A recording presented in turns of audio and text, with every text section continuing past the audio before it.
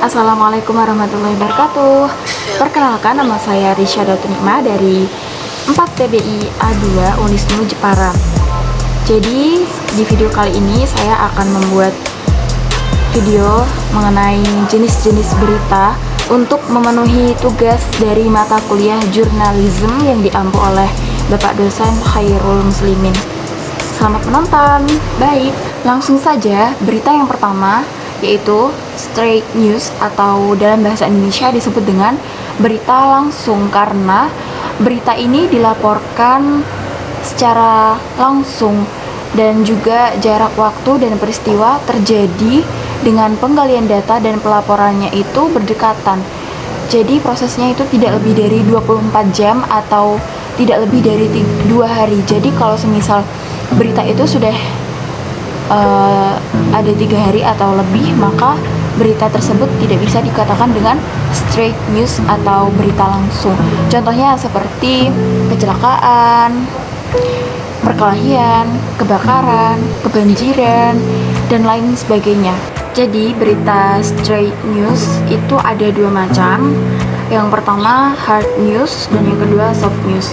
Hard news itu berarti berita yang isinya itu berita serius dan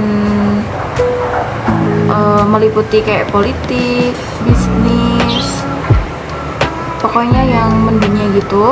Dan yang soft news itu berita yang tidak penting tapi tetap menarik khalayak masyarakat. Contoh dari berita hard news tadi, saya mengambil contoh dari perlombaan MotoGP di Mandalika. Itu kan mendunia banget ya, semua orang itu kayak tertarik gitu. Sedangkan yang soft news, saya ambil contoh kayak misalkan makanan gitu. Makanan kan mungkin menurut orang itu nggak penting, tapi masyarakat itu tetap tertarik gitu. Wah, makanan ini enak gitu. Jadi mereka tuh pengen mencoba untuk makan meskipun nggak penting. Tapi saya sendiri kalau lihat berita yang kayak gitu, pasti tuh kayak merasa tergiur sendiri gitu. Yang selanjutnya, jenis berita yang kedua yaitu investigation news atau dalam bahasa Indonesia itu berita investigasi.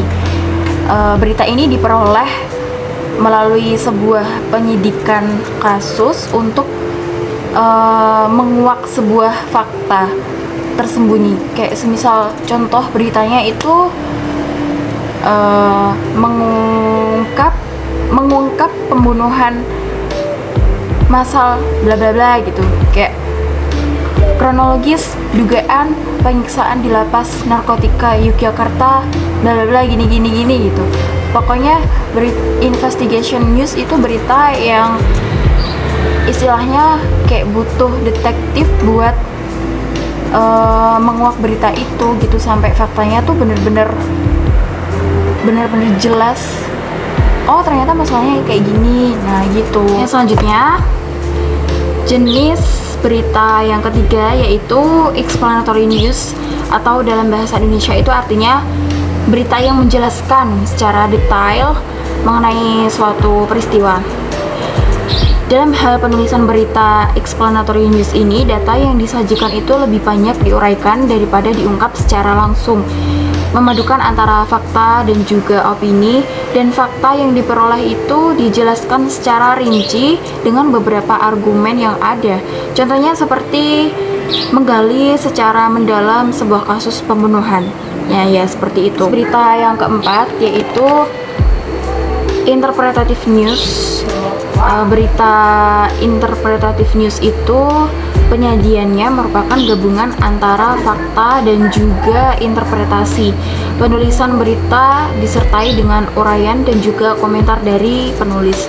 Contohnya seperti pada waktu ketika Bapak Jokowi menghimbau kepada masyarakat agar jangan termakan dengan berita hoax atau berita bohong. Jenis berita yang kelima yaitu depth news atau dalam bahasa Indonesia depth itu artinya mendalam.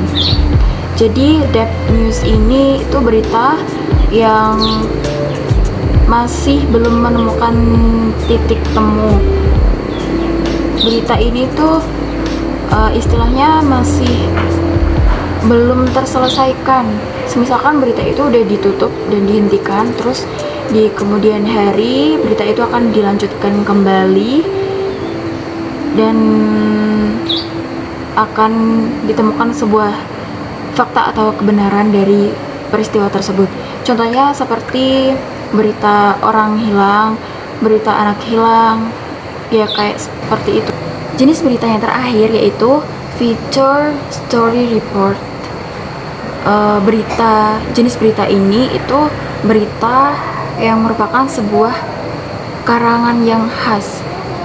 Berita feature story report ini itu mereka tidak menggunakan 5W plus 1H, jadi mereka itu cukup hanya dengan berita itu lalu sudah, tidak ada sebuah pencarian, tidak ada sebuah penyelidikan seperti jenis-jenis berita yang lainnya. Contohnya seperti berita-berita human interest, kuliner, destinasi, dan lain sebagainya. Baik, sekian video dari saya. Kurang lebihnya mohon maaf. Wassalamualaikum warahmatullahi wabarakatuh.